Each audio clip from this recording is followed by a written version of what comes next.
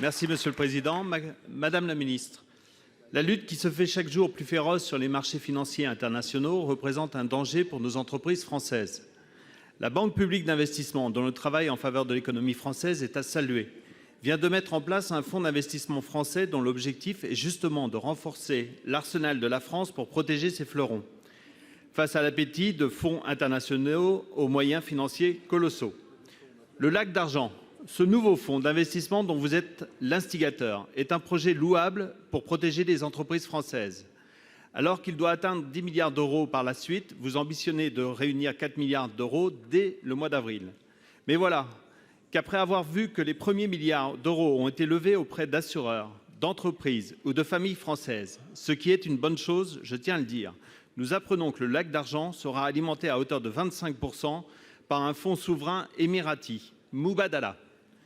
Même si cet investissement étranger auprès de BPI France contribuera au projet de défense de nos fleurons, il soulève néanmoins certains doutes que j'aimerais voir éclaircis.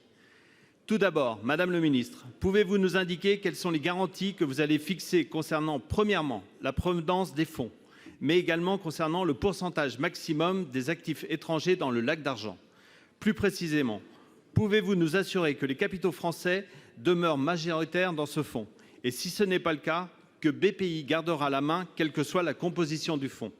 Enfin, ne serait-il pas judicieux d'ouvrir ce fonds d'investissement aux petits épargnants français en toute transparence par quelque support que ce soit?